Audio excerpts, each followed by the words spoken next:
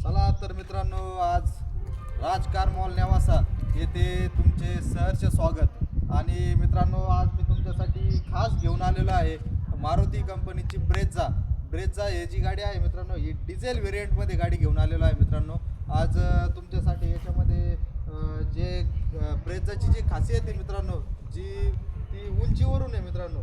जे जमिनीपासून तिची उंची जी आहे ती चांगल्या प्रमाणात असल्यामुळं शेतकरी भागामध्ये सर्वत्र ही गाडी वापरली जाते मित्रांनो. आणि तिची जी बिल्ड क्वालिटी आहे मित्रांनो, ती एकदम मजबूत आहे मित्रांनो. आणि ही जी मारुतीची सर्वोत्तम गाडी म्हणून ब्रेझा आज वापरली जाते.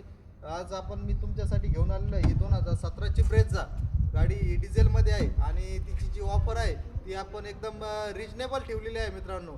6,21,000ची तुमच्यासाठी आज ऑफर ठेवलेली आहे मित्रांनो. तर तुम्ही समक्ष आले, गाडी वगैरे बघितली तर तुम्हाला ही गाडी नक्कीच आवडेल. व ही गाडीवरती तुम्हाला जे लोन आहे मित्रांनो, ते 5 ते 5.5 लाखाच्या दरम्यान तुम्हाला या गाडीवरती लोनही होईल मित्रांनो. लोनची सर्व सुविधा आपल्याकडे उपलब्ध आहे.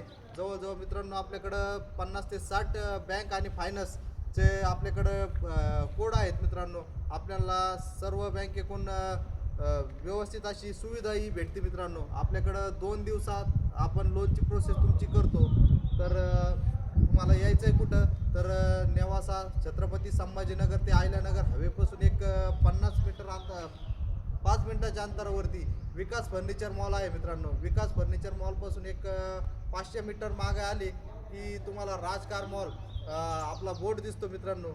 तर तुम्ही आमच्याशी कॉन्टॅक्ट करायचा असेल तर 94 22 47 24 84 जो स्क्रीनवर दिलेला नंबर आहे याच्यावरती तुम्ही संपर्क करून या ब्रेझा आणि इतरही आपल्याकडं 70 ते 80 गाड्या आहेत. या सर्व गाड्यांचा जो स्टॉक आहे हा नेवासा राजकार मॉल येथे तुम्हाला बघण्यासाठी अवेलेबल भेटेल. व तुम्ही 94 22 47 24 84 या नंबरवरती कॉल करून सर्व गाड्यांचे डिटेल्स, फोटो आणि व्हिडिओ हे मागून घेऊ शकता मित्रांनो. आणि तुम्ही लवकरात लवकर या. आणि अशा नवनवीन गाड्या अजून पण आपल्याकडे उपलब्ध आहे. मी सर्व तुम्हाला एक झाले की एक तुम्हाला सर्व गाड्यांचे व्हिडिओ आणि फोटो दाखवणार आहे मित्रांनो.